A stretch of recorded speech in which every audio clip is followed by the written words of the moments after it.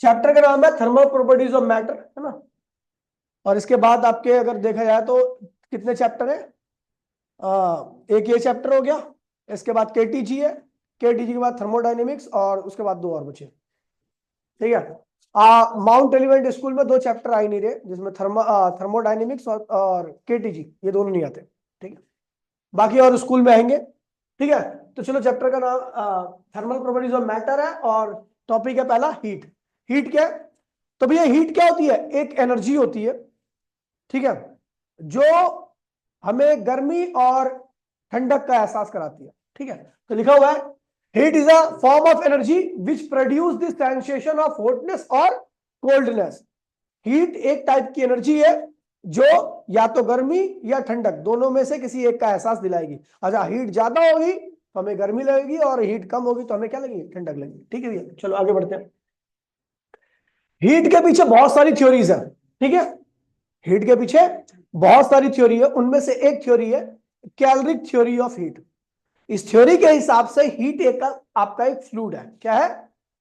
Heat आपका fluid है जिसके पास ना तो कलर होता है, ना कोई महक होती है, और ना कोई वेट होता है।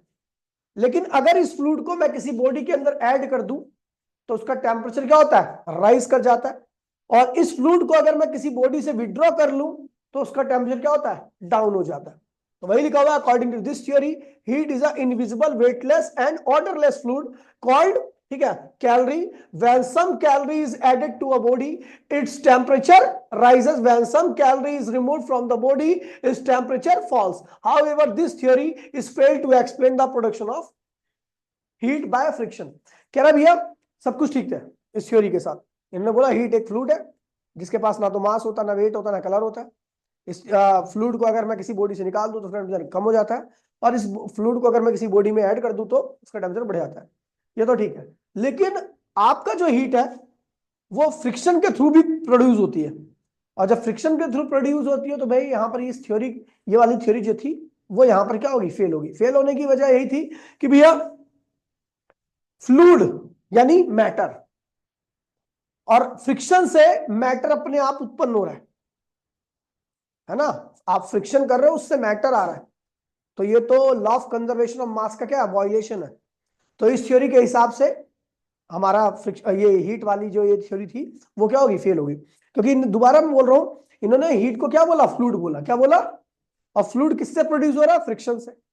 फ्रिक्शन से कभी कोई मैटर प्रोड्यूस हो सकता है? ठीक है, तो यहां पर इनकी ये थ्योरी इसलिए क्या होगी? फेल होगी। फिर दूसरी थ्योरी आई डायनेमिक थ्योरी ऑफ हीट। क्या आई? Dynamic theory of heat. ठीक है, इस थ्योरी के हिसाब से जितने भी सब्सटेंस है, चाहे वो लिक्विड हो, सॉलिड हो, गैस हो, सब किससे मिलकर बना होता है? मॉलिक्यूल से। सब किससे मिलकर बना होता है? अगर उस मॉलिक्यूल को देखूं तो वो लगातार क्या करते हैं? मूव करते रहते हैं। क्या करते हैं? मूव करते रहते हैं। ठीक है, तो अगर मैं चाहूं कि भैया इस बॉडी के अंदर कितनी हीट है तो मैं क्या करूंगा? सारे मॉलिक्यूल्स की एनर्जी को क्या करूंगा? ऐड कर दूंगा। क्या करूंगा? जितनी उनकी कुल एनर्जी आती है वही क्या है? बॉडी के अंदर हीट का अमाउंट है। क्या है?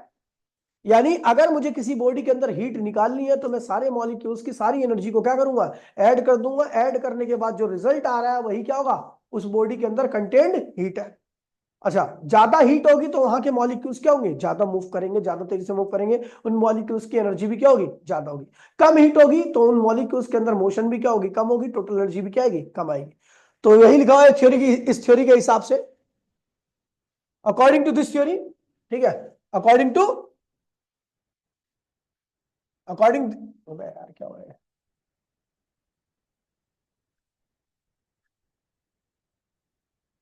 हाँ हेलो। ठीक है, इस थ्योरी के हिसाब से according to this theory all substance चाहे solid हो, liquid हो, gas हो are made of molecules. These molecules are in the state of continuous random motion. ये सारे molecules जो होते हैं वो लगातार क्या करते हैं? मूव करते रहते हैं। क्या करते रहते हैं?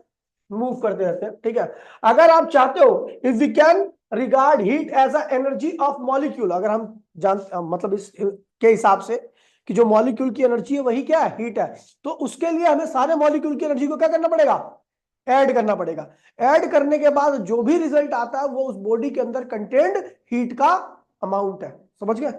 ये थ्योरी सब अलग अलग थ्योरी है। ठीक है, फिर नीचे आ रहा है अगला टॉपिक है हीट इज ट्रांजिस्ट। ट्रांजिस्ट मतलब ट्रांसफर होती है हीट। कैसे ट्रांसफर होती है हीट? तो भैया दो बॉडी है, दोनों बॉडी का टेम्परेचर क्या है? अलग अलग है। क्या है?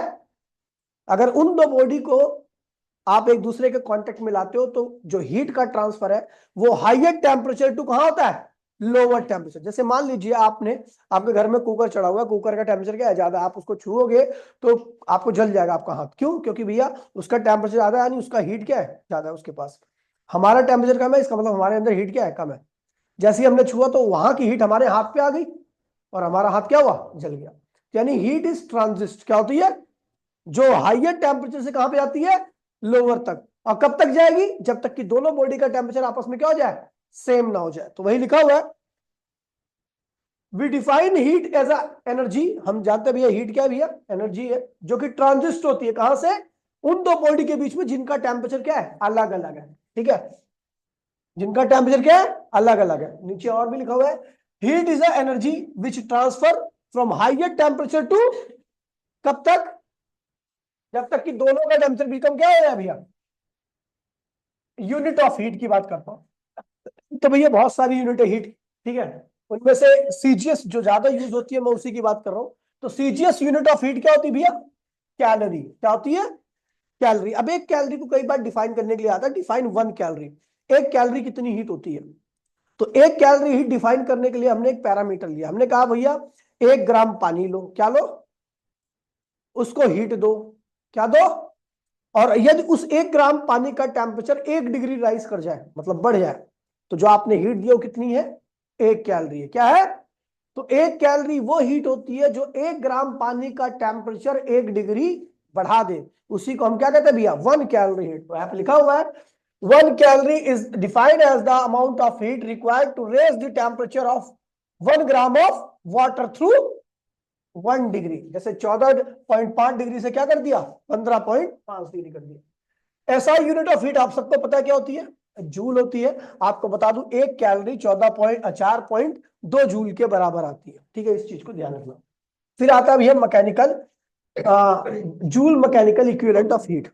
Joule mechanical equivalent of heat, इसका मतलब हुआ कि भैया जो हीट होती है ना वो एक्चुअल में वर्क के बराबर होती है। वर्क के बराबर होती है, लेकिन एग्जैक्टली नहीं बराबर होती, उसमें एक कांस्टेंट आता है। ठीक है, तब जाके वो बराबर हो पाती है। अब देखिए कैसे होता है। कहता है भैया कि आप जितनी ज्यादा हीट दोगे बॉडी उतने ज्यादा क्या करेगी? वर्क डन करेगी। कैसे पता भैया? तो भैया स्टीम इंजन आप सबने देखा है। स्टीम इंजन के अंदर जितनी ज्यादा हीट जाएगी स्टीम इंजन उतनी दूर क्या हुआ? जाएगा।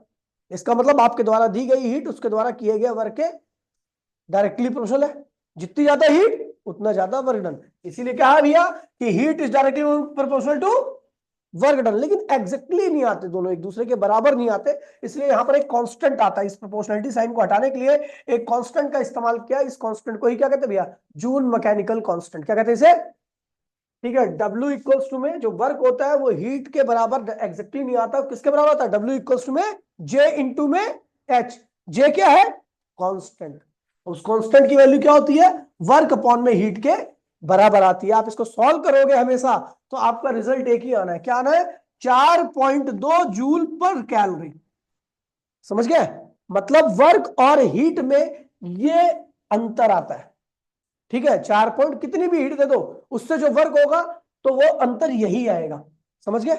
जब उन दोनों को डिवाइड करोगे तो ये डिफरेंस मतलब डिवीजन में जो रिजल्ट आएगा जे की वैल्यू जो आने वाली है वो यही आएगी। यानी जे की वैल्यू आपको हमेशा क्या यूज करनी है? 4.2। अगर आपको मान लो मैंने कहा भैया आप 50 जूल हीट दे रहे हो, क्या दे रहे हो? तो वर्क कितना होगा? तो भैया वर्क निकालने के लिए क्या करो? जे से मल्टीप्लाई कर दो। समझ गए? जे की वैल्यू क्या होती है? 4.2। समझ गया? आगे बढ़े, चलो भैया आगे बढ़ते हैं। फिर आता भैया हाँ ये तो हो गया जी की वैल्यू। ठीक है, टेम्परेचर क्या होता है? टेम्परेचर देखिए भैया किसी बॉडी का टेम्परेचर ही बताता है उसके अंदर कितनी हीट कंटेन्ड है। अगर ज्यादा टेम्परेचर होगा तो इसका मतलब उस बॉडी के अंदर ज्यादा हीट है।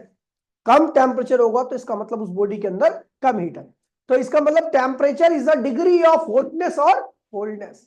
टेम्परेचर ही बताता है बॉडी क्या आपकी हॉट है या कोल्ड है। 100 डिग्री टेम्परेचर इसका मतलब बॉडी क्या होगी? हॉट होगी। आपको पता लग गया। गर्म होगी, इसमें ज्यादा हीट है। और अगर मैं 0 डिग्री बोलूंगा तो भैया बॉडी कोल्ड होगी, क्योंकि इसके अंदर कम हीट होगी। आपको पता लग गया ना टेम्परेचर से, वही लिखा हुआ है। Temperature is a degree of hotness और कोल्डनेस, ठीक है। अब जब दो डिफरेंट टेम्परेचर वाली बॉडी को मैं एक दूसरे के कांटेक्ट में लाके रखूंगा तो वहां पर हीट का ट्रांसफर होगा। कहां से कहां पे होगा? हाईयर टेम्परेचर से लोअर की तरफ। कब तक? दोनों का टेम्परेचर सेम ना हो जाए, ठीक है भैया। फिर आता भैया काइनेटिक इंटरप्रिटेशन ऑफ टेम्परेचर। कुछ नहीं है, वही है। आपको मैंने बताया भैया, अगर किसी भी सब्सटेंस के अंदर टोटल हीट निकालनी है तो आप क्या करोगे? उसके अंदर जो भी मॉलिक्यूल्स है उन सारे मॉलिक्यूल्स की काइनेटिक एनर्जी को क्या करोगे? ऐड कर दोगे। जो एनर्जी का जो रिजल्ट आएगा वही क्या होगी? उस बॉडी के अंदर कंटेन्ड हीट है, वही लिखा हुआ है। When a body is heated it's molecule, देखिए भैया जब एक बॉडी को हीट करोगे तो उसके मॉलिक्यूल क्या करते हैं? तेजी से वाइब्रेट करने लगते हैं। और ज्यादा हीट करोगे तो और तेज वाइब्रेट करेंगे, और ज्यादा वाइब्रेट करेंगे, और ज्यादा हीट करोगे तो इतनी ज्यादा वाइब्रेशन हो जाएगी कि वो मॉलिक्यूल एक दूसरे से टूट करके अलग हो जाएंगे, और वो क्या होगा?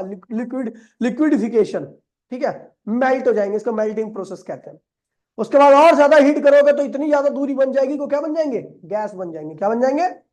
तो इसका मतलब हीट देने पर सारे मॉलिक्यूल्स जो होते हैं, चाहे सॉलिड हो, लिक्विड हो, गैस हो, उनके मॉलिक्यूल्स लगातार क्या करते हैं? मोशन में आते हैं। और हीट बढ़ाने के साथ इसकी मोशन क्या होती है? बढ़ती आती है। यानी मोशन ही बताती है बॉडी के अंदर कितनी हीट है। ज्यादा मोशन ज्यादा हीट, कम मोशन कम हीट, ठीक है भैया। आगे बढ़ते हैं।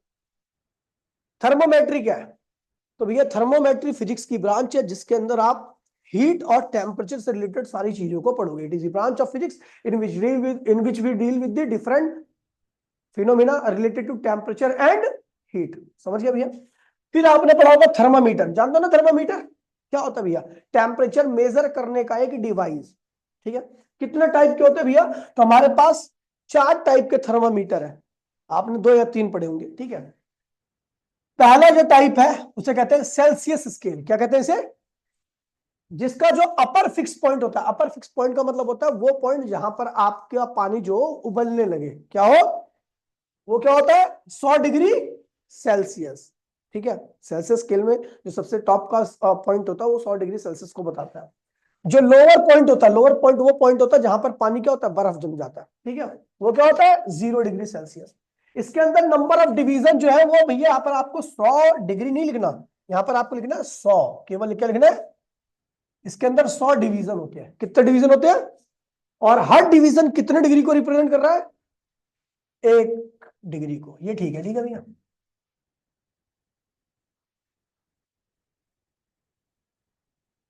ठीक है, चलो। फिर आता है दी फ़ारेनहाइट स्केल। दी फ़ारेनहाइट स्केल, दी फ़ारेनहाइट स्केल में जो लोअर पॉइंट होता है वो क्या बताता है? मतलब इतने फ़ारेनहाइट पे पानी आपका क्या होगा? जम जाएगा।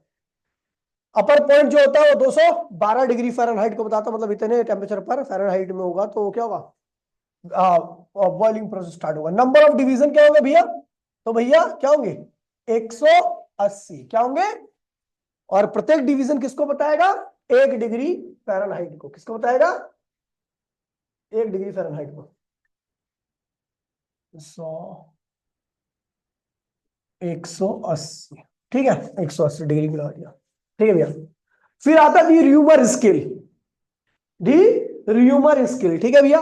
र्यूमर स्केल एक अलग टाइप का स्केल है, आपने शायद नाम भी नहीं सुना होगा कभी इसका, ठीक है। इसमें जो अपर पॉइंट होता है जहां पर पानी क्या होता है? बॉइल करता है, वो 80 डिग्री र्यूमर होता है, ठीक है। लोअर पॉइंट होता है जहां पर बर्फ जम जाती है, वो क्या होता है? 0 डिग्री ह्यूमर होता है। नंबर ऑफ डिवीजन क्या होते हैं? 80। और ईच डिवीजन इंडिकेट क्या होता है? 1 डिग्री ह्यूमर। तो ये 80 हो गया।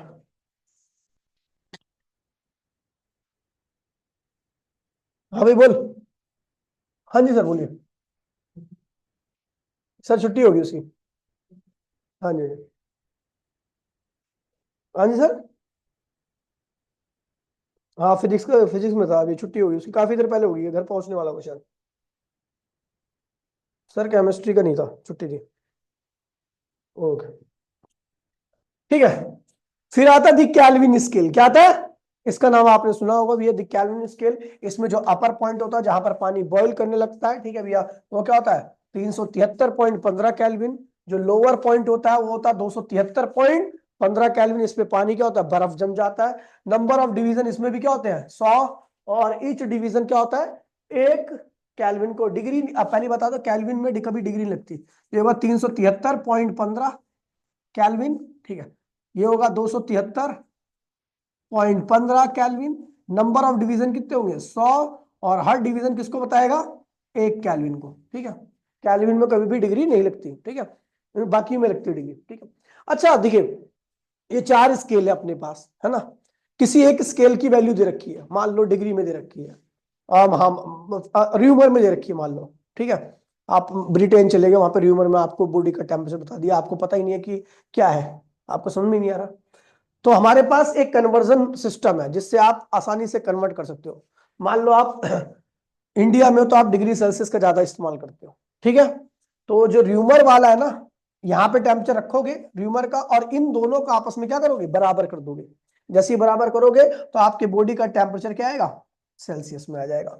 मान लो आप क्या भैया अमेरिका में रहते हो, तो भैया वहां पर फ़ारेनहाइट स्केल चलता है, क्या चलता है, फ़ारेनहाइट स्केल चलता है। तो भैया इन दोनों को आपस में बराबर कर दोगे तो जो, समझ गया, जिस किसी भी सिस्टम को कन्वर्ट करना है तो उसके बराबर किसी एक की वैल्यू रखी होगी, किसी भी एक टेम्परेचर की वैल्यू रखी होगी, आप उसको किसी सिस्टम में भी क्या कर सकते हो, कन्वर्ट कर सकते हो आसानी से, इसका इस्तेमाल करके, नीचे जो ये दे रखा है, ठीक है, समझ गए। चलो आगे बढ़ते हैं, ठीक है। फिर आता है भैया देखिए एब्सोल्यूट स्केल, ये बहुत, ये आदमी चार्ल्स लॉ पढ़ा, चार्ल्स लॉ केमिस्ट्री में, नहीं पढ़ा, मैं बताता हूँ आपको। अभी खैर मैं भी पढ़ाऊंगा केटीजी में, चार्ल्स लॉ, बॉयल्स लॉ, गे लुजैक लॉ, है ना, बहुत सारे लॉज हैं, ठीक है। गे लुजैक ही सुना होगा, बाकी चार्ल्स बॉयल्स वगैरह ये सब नहीं सुना होगा, ठीक है।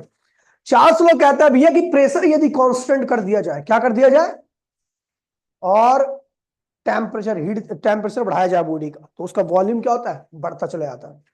टेम्परेचर सॉरी प्रेशर कांस्टेंट करके यदि आप बॉडी का टेम्परेचर बढ़ाओगे तो उससे उसका क्या होगा, वॉल्यूम बढ़ता चला जाएगा, समझ गया भैया। तो कहता है भैया according to Charles law, topic का नाम है भैया एब्सोल्यूट स्केल ऑफ टेम्परेचर, बहुत इंपॉर्टेंट टॉपिक है ये, काफी ज्यादा आ रखा है, the absolute scale of temperature. और ध्यान रखना इस चैप्टर के नोट्स आपको साथ साथ में तैयार करने हैं, ठीक है, क्योंकि लास्ट में तो भेजूंगा ही मैं पूरा, लेकिन आप अपने साथ में लिखते रहो, ठीक है। और मेरा टारगेट है कि ये 5-6 क्लास में खत्म कर दूंगा इस चैप्टर को, ठीक है। तो इसीलिए लगातार आप लिखते रहना, डिले मत करना, ठीक है। ठीक है, चार्ल्स लॉ के the absolute scale of temperature based है चार्ल्स लॉ के ऊपर। चार्ल्स लॉ कहता है भैया कि प्रेशर को क्या कर दीजिए, कांस्टेंट कर दीजिए, क्या कर दीजिए, कांस्टेंट। और यदि आप टेम्परेचर बढ़ाओगे तो उससे आपका क्या होगा, वॉल्यूम भी क्या होगा, बढ़ता चला जाएगा। टेम्परेचर प्रेशर कांस्टेंट करके टेम्परेचर बढ़ाओगे तो वॉल्यूम क्या होगा, बढ़ेगा। एक एग्जांपल सोचो ना, आप सोचो, खुद सोचो, ठीक है। मैंने क्या किया, प्रेशर कुकर लिया, प्रेशर कुकर के अंदर का प्रेशर मैंने कहा नीचे से हीट दे रहा हूं, मैं क्या दे रहा हूँ, हीट दे रहा हूँ। मैं कह रहा हूं अंदर का प्रेशर नहीं बढ़ना चाहिए उस हीट की वजह से, तो क्या करना पड़ेगा, तो जो हीट दूंगा वो क्या करेगा, प्रेशर नहीं बढ़ाएगा, वो क्या करेगा, वॉल्यूम बढ़ाएगा। क्या करेगा, प्रेशर कांस्टेंट करके केवल क्या बढ़ाएगा, वो वॉल्यूम। चार्ल्स लॉ बेस्ड है भैया इसी के ऊपर कि यदि प्रेशर कांस्टेंट कर दिया जाए और टेम्परेचर बढ़ाया जाए तो उसका वॉल्यूम क्या होगा, और टेम्परेचर घटाया जाए तो वॉल्यूम क्या होगा, घटेगा, उल्टा चलेगा मामला, है ना। अब देखिए देखिए मैं ठंडे इलाके में जाऊं तो ठंडे इलाके में भी सांस ले सकता हूं आसानी से, इसका मतलब गैस क्या है, फैली हुई है। प्लूटो पे आपको पता है एटमॉस्फेयर ही नहीं है, ऑक्सीजन है लेकिन एटमॉस्फेयर नहीं है, सोचो कैसे, क्यों पता है, क्योंकि वहां पे इतना कम टेम्परेचर है, इतना कम टेम्परेचर है कि ऑक्सीजन जो है कंडेंस हो गई है, और कंडेंस होकर के जमीन पे मट्टी की तरह पड़ी हुई है, सोचो। यानी यदि आप टेम्परेचर को बहुत कम कर दो तो गैस को भी कंप्रेस किया जा सकता है, उसको मट्टी की तरह बनाया जा सकता है, जो उसका इतना एक्सपेंशन है उसको क्या किया जा सकता है, कम किया जा सकता है। टेम्परेचर कम करने से गैस का वॉल्यूम क्या होता है, कम हो जाता है। टेम्परेचर बढ़ाने से गैस का वॉल्यूम क्या होता है, बढ़ जाता है। 0 डिग्री हमारे अर्थ पे बहुत जगह पे टेम्परेचर है, वहां पर गैस आसानी से, मतलब हम सांस लेते हैं, इसका मतलब गैस वहां पे फैली हुई है। तो भैया 0 डिग्री पर, ये देखिए यहाँ पर थोड़ी सी कमी थी तो मैं इसमें करेक्ट करूंगा चीजों को, ठीक है। ये है temperature degree Celsius, temperature degree Celsius, ये वॉल्यूम है वी नॉट, क्या है ये वी नॉट वॉल्यूम है एट 0 डिग्री सेल्सियस पे, किस पे है, देखिए वी नॉट जो वॉल्यूम है वो कब का है, जब टेम्परेचर क्या हो, यहां पर ओरिजन, ओरिजन मतलब क्या होता है, 0। ये पॉइंट कहां पर है, वाई एक्सिस पर है, क्या है, समझिए इस चीज को। तो मैंने कहा 0 डिग्री पर गैस का वॉल्यूम क्या होता है, ये होता है। चलो इसको अगर आप देखोगे तो मैं इसको यहाँ पे वी नॉट लिख देता हूँ। क्या लिख दूँ? We not at 0 degree Celsius. ठीक है। इस देखिए अगर कोई पॉइंट किसी एक्सिस पर नहीं है, किसी पर्टिकुलर एक्सिस पर है, तो इसका मतलब दूसरे एक्सिस की वैल्यू क्या है, वहां पर 0 है। तो आपको पता है यहाँ पर कितने, ये वॉल्यूम है, ये वॉल्यूम का एक्सिस है, ये क्या है, टेम्परेचर का एक्सिस है। आपका जो पॉइंट है वो कौन से एक्सिस पर है, वॉल्यूम का। इसका मतलब टेम्परेचर यहाँ पर क्या है, 0 है। क्या है?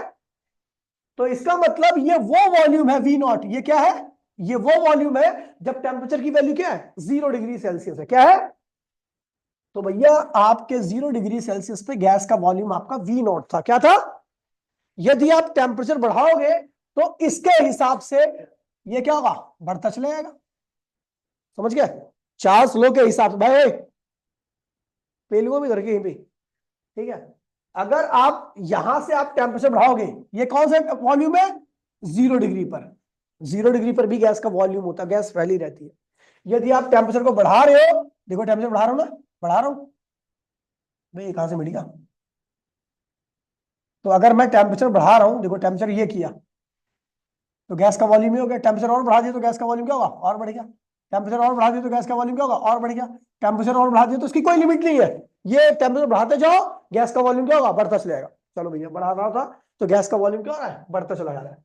लेकिन अब मैंने क्या किया, टेम्परेचर घटाना चालू किया। देखो पीछे आ रहा हूं ना, टेम्परेचर घटाया तो गैस का वॉल्यूम क्या हो गया, कम हो गया। टेम्परेचर और घटाया, इधर जाने का मतलब टेम्परेचर घटा रहा हूं तो गैस का वॉल्यूम क्या होगा, और नीचे आ गया। टेम्परेचर घटाया, यहाँ पे आ गया ना, ये टेम्परेचर कर दिया तो गैस का वॉल्यूम क्या हो गया, और नीचे आ गया। टेम्परेचर और कम कर दिया तो गैस का वॉल्यूम क्या हुआ, और कम हो गया। देखो नीचे होता है, ये नीचे आ रहा है ना ग्राफ। ठीक है। टेम्परेचर ये आ गया, कितना ये टेम्परेचर, -273। ये क्या है, तुम्हारा मन नहीं लग रहा पढ़ाई में।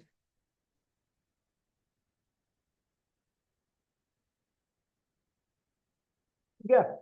जैसे ही मैं टेम्परेचर घटा करके कितना लिया, -273.15 डिग्री सेल्सियस लेके आ गया। तो पॉइंट कहां पर है, कौन से एक्सिस पर है, टेम्परेचर के या वॉल्यूम के। तो इसका मतलब इस पे अगर आप टेम्परेचर, इतना टेम्परेचर लिया हो, -273.15, तो गैस का वॉल्यूम क्या हो गया, गैस का वॉल्यूम क्या हो गया, यहां पर 0 हो गया गैस का वॉल्यूम। यदि आप टेम्परेचर को और कम करो तो गैस का वॉल्यूम क्या होगा भैया, अब नीचे आएगा। क्या कभी आपने नेगेटिव वॉल्यूम सुना है, इसका वॉल्यूम -5 सेंटीमीटर क्यूब है, इसका वॉल्यूम 10 -10 है, नेगेटिव वॉल्यूम नहीं होता ना। नेगेटिव वॉल्यूम और नेगेटिव मास एग्जिस्ट नहीं करता। मेरी बात सुन लीजिए भैया, मैं भी बोल रहा हूं कुछ। तो मैंने कहा भैया 0 डिग्री पर गैस का वॉल्यूम क्या था, ये था। और चार्ल्स लॉ के हिसाब से यदि आपने टेम्परेचर बढ़ाया तो गैस का वॉल्यूम लगातार क्या हुआ, बढ़ता चला गया, बढ़ता चला गया, इनफाइनाइट तक बढ़ेगा। कितने बढ़ा लो बढ़ता चला जाएगा। लेकिन जब आपने कम करना चालू किया तो गैस का वॉल्यूम क्या हुआ, कम होने लगा, कम होने लगा। जैसे ही ये टेम्परेचर आया, कितना टेम्परेचर आया, -273.15, गैस का वॉल्यूम क्या हो गया, 0। यदि आप इससे कम टेम्परेचर करते हो तो गैस का वॉल्यूम क्या होगा, नेगेटिव होगा। और नेगेटिव वॉल्यूम एग्जिस्ट नहीं करता, इसका मतलब इससे छोटा टेम्परेचर एग्जिस्ट नहीं करेगा। तो ब्रह्मांड में सबसे बड़ा टेम्परेचर की कोई लिमिट नहीं है, लेकिन सबसे छोटा टेम्परेचर क्या होगा, -273.15 डिग्री सेल्सियस। इसको हम केल्विन में 0 केल्विन लिखते हैं। और इससे छोटा टेम्परेचर इस यूनिवर्स में कहीं पर भी एग्जिस्ट नहीं करता। इस टेम्परेचर पर गैस के इलेक्ट्रॉन्स तक क्या होते भैया, कंडेंस हो जाते, रुक जाते, उनके अंदर कोई मोशन नहीं होती। सबसे छोटा टेम्परेचर है ये, समझ गए। प्लूटो उलूटो पर भी ये टेम्परेचर नहीं है। ठीक है। ठीक है।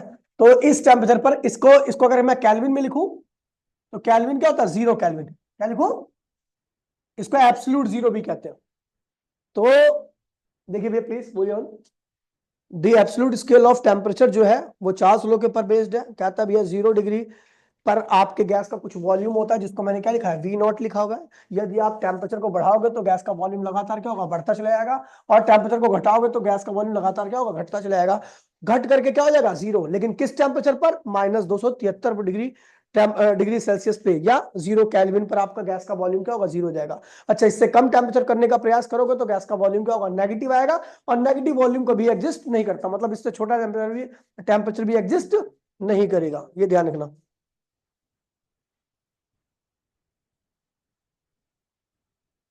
0 केल्विन। ठीक है, अब देखिए यहां पे लिखा हुआ है, ठीक है, ये इम्पॉसिबल है। नेगेटिव वॉल्यूम क्या है, ये जो नीचे लाइन खींची ना, इम्पॉसिबल, ये कभी पॉसिबल हो ही नहीं सकती, क्योंकि यहां पर गैस का वॉल्यूम नेगेटिव शो हो रहा है, जो कि पॉसिबल नहीं। अच्छा, the graph is straight line, पता है कैसा है ग्राफ, स्ट्रेट लाइन।